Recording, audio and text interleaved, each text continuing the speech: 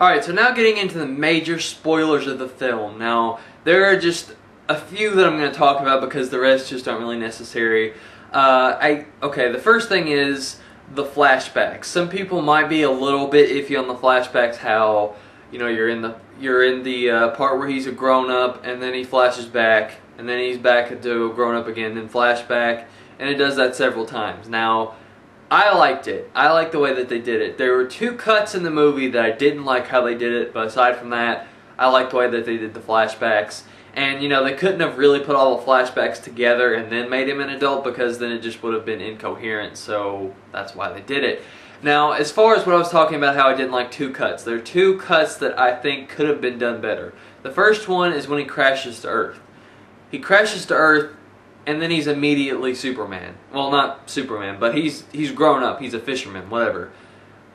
That could have been done better. I think they should have at least shown him with Ma and Pa Kent, or what, you know, call them their full names, whatever. But yeah, I think that could have been done better. I think it was a little bit too big of a cut, but that's just a minor gripe. I mean, it kind of makes you feel a little jumpy, but that's just me. And then the second thing is, after Superman kills Zod, which I will talk about later, again, it cuts. As soon as he's like yelling and he's like, I had to kill this person, this is such a big deal, and then it cuts like it didn't happen. That, again, I think that could have been handled better. Maybe they'll go over it in the sequel, but it just feels like they cut a scene out or something. It just feels weird.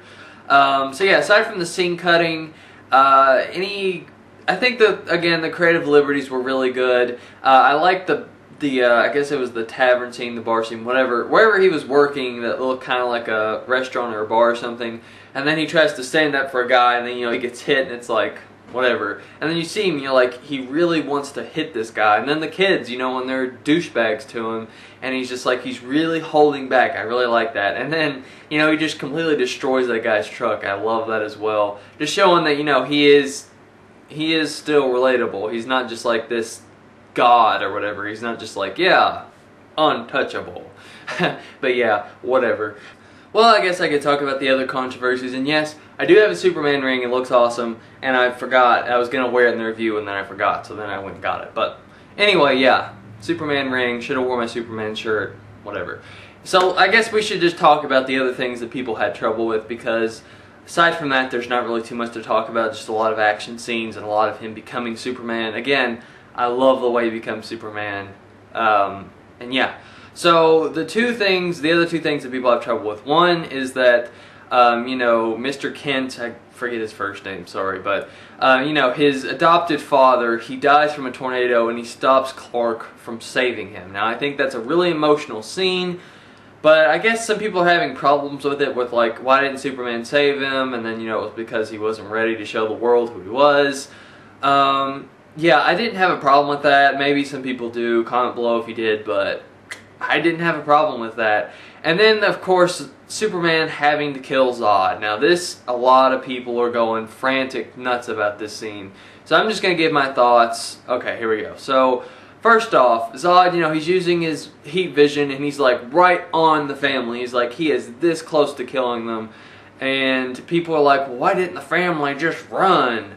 Why couldn't they have just ducked under it? Okay, guys, this is Zod. He could have just, like, zapped, killed him right there, but it was trying to be a dramatic scene, okay? He was doing it slow because he's Zod. And, well, Superman had him by the neck. But if they tried to run, he would have just zapped him.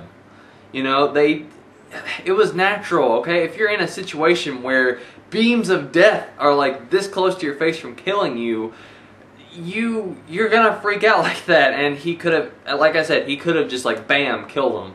And that would have been the end of it. If they had moved. So, I mean, you know, there wasn't really anything they could do. And then, of course, I mean, that could be argued, of course, but I'm just saying, I think if they would have run, he would have just, like, made his head go down and kill him, or whatever. He could have easily killed him like that. But Superman killing Zod. Again, I didn't have a problem with this. I know that Superman never kills anyone, and I stand by that. Superman never does, he never kills anyone. But, one, this is sort of a thing with Hollywood. They take superheroes that don't kill people and they kill them in one way or another just so that they can have a conclusion. That's more of a movie thing. That's not really an excuse, but I'm just throwing that out there. And then two, he didn't have a choice. You know, there was no other way for him to stop him. Maybe he could have flown up or something, but I just think that Superman, he had to think instantly, or they would have died, and he had no choice. Again, and it did show he was mourning, and he was like, I can't believe I just did this, and yeah, I guess that's really all I can say. I just wish that scene would have lasted a little bit longer or shown repercussions.